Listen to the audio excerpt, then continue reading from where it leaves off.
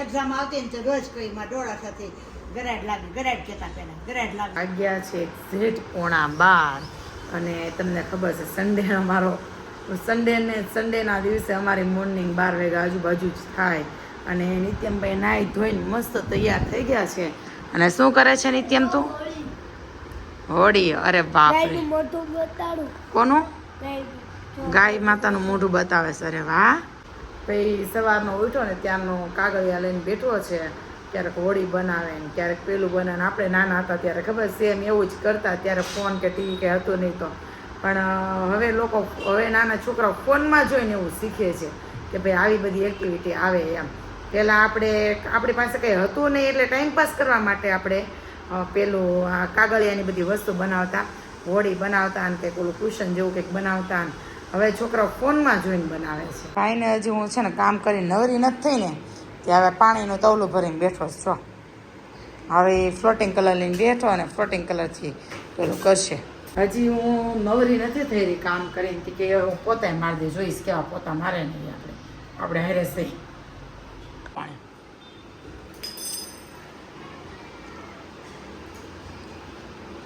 વહુ આવ્યું કેમ ઘરમાં આવ્યા ભેગા પહેલાં જોવા જાય કે બહુ શેકે વહી ગયા ને જેવું કામકાજ છે નિત્યમનું. જો પેલા ગાડીને બધી આટો મારીને હાથ ફેરી લે.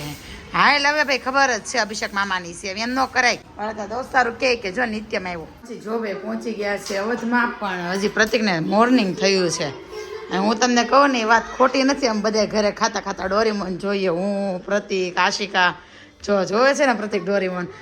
અમારી એક યાદ તો હંમેશા એની જ રહેશે એક વસ્તુ. હું કેવું પ્રતિક ખાતી વખતે ડોરીમોન જો. અને પ્રતિક હું કેવું હોય ડોરીમોન બાબતે?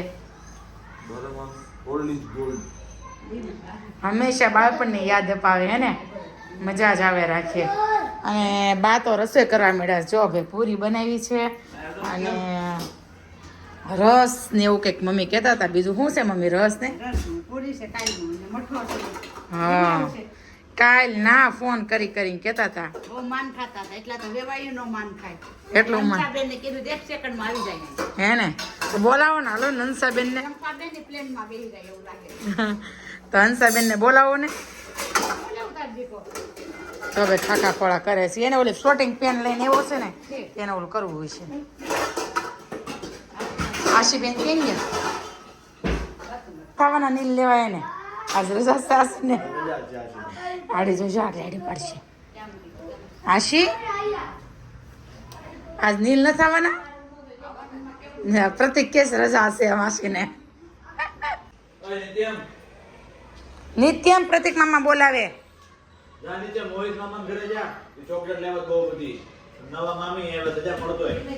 એમ કે છે કે મારી ચોકલેટ છે કે નવા મામીની ચોકલેટ છે એ કયો મને પેલા ફટાફટ. ન્યા નહીં નીચે નીચે નીચે ચોકલેટનું નામ પડે એટલે સામે નીચે ખૂણા મોહિત મામા ન્યા. ભાઈ આવે છે દાદર ચડતા હતા.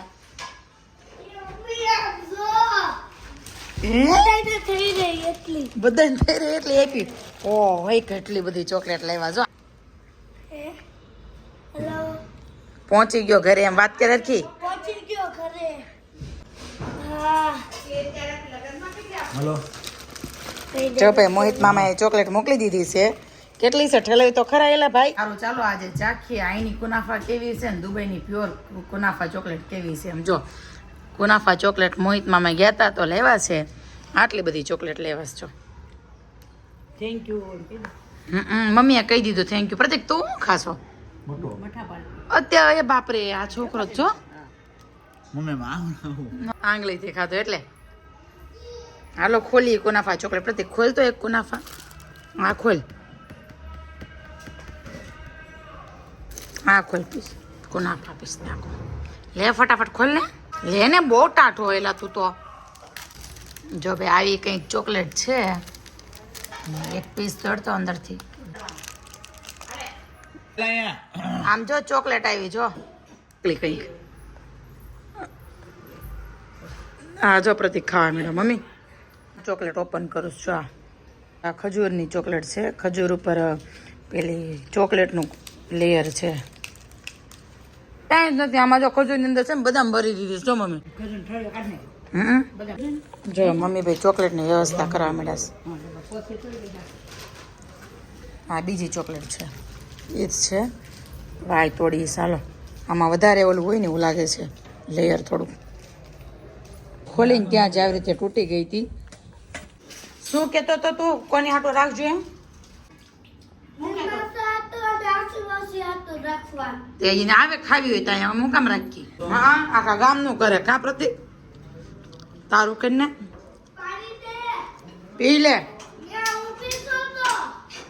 પી લે અમારે છે ને ભાઈ ઠીકરાની પાર્ટી આવતી 2.5 રૂપિયાની પાર્ટી આવતી 3.5 રૂપિયાની એક પાર્ટી એ 3 ધોરણ ભણી લીધા તોય ન તૂટે અને તમારથી કેમ તૂટી જાય બોલે કે રિસ્પોન્સ દે તમારે 700 રૂપિયાની પાર્ટી છે ભાંગી ગયું 6 મહિના ન થાય બોલતી બંધ રૂપિયા જોઈએ એટલા મળે ને તેમને 5 પેનમાં 3 ભાડુડા જોજ બાકી રહે કઈ ઘટા બેઠા હોય કેમ કે મારે તો બે થઈ તો મારા ભાગમાં કાંઈ ન આવે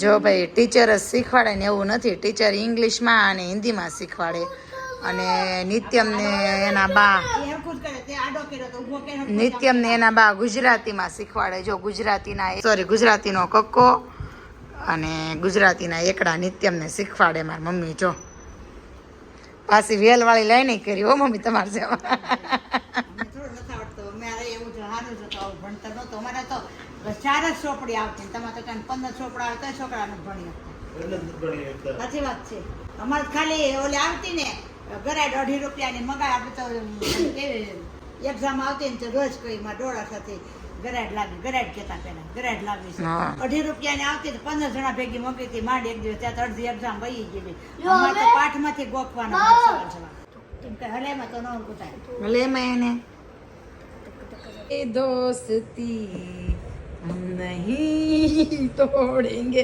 બેઠા ઈ જોતો હે આજ વેલા તૂટે એમ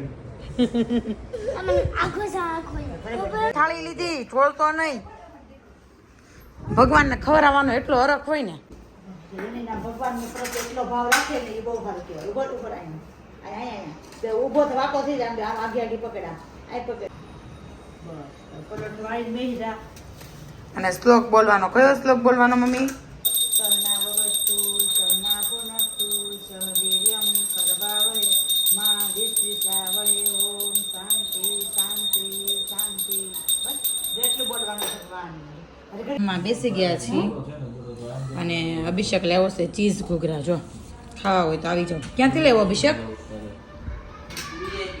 વીઆઈપી સર્કલથી અને નિત્યમ ખાય છે રસ પૂરી અને બટેકાનું શાક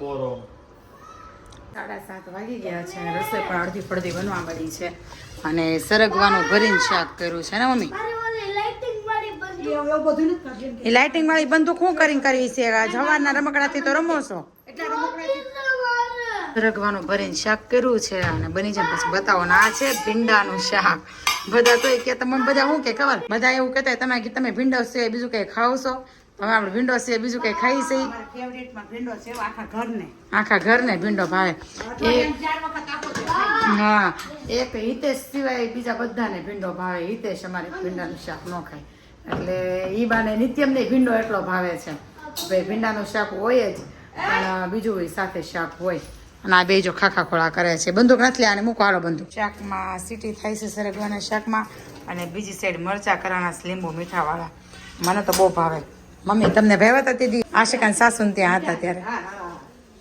મરચા આ લાડવા બનાવ્યા તે દિવસે હા ઈ લીંબુ વધારે નાખે એટલે હા તો અમે સાદા કરીએ ને શું નાખીએ આપણે ઓલી મેથી નાખીએ ને ભૂકો નાખે મીઠું ને મેથી ભૂકો મને લીંબુ મીઠાવાળા મરચાં ખાવાનું મન થયું છે તો આજ લીંબુ મીઠાવાળા મરચાં બનાવવાના છે આમ જો પાર્થ મામા એવા શું લેવા આમ જો એક બે નું એક સાલ્યું છે જો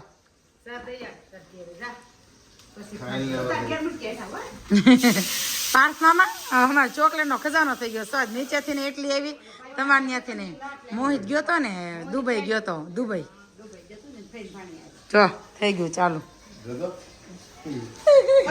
મામી ને મોકલવાના હતા એવું ને મામી ને મોકલવાના હતા તો મામી ને જોવે ને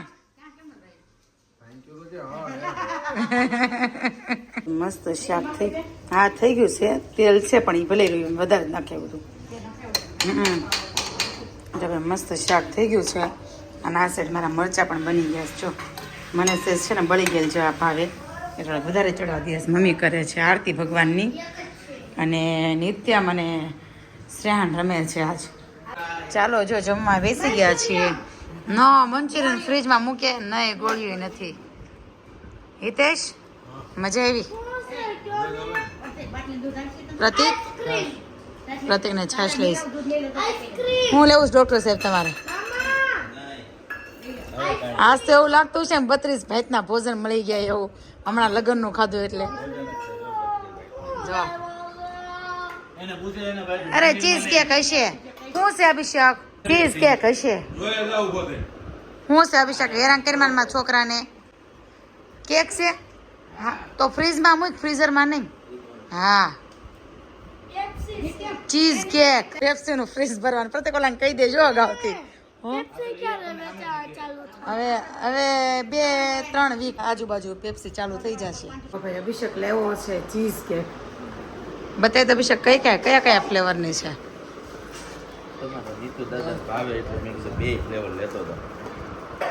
એમાં ખાલી ઉપર ક્રીમનો ફરક હોય કે બાકી સેમ જ હોય? આ કઈ છે?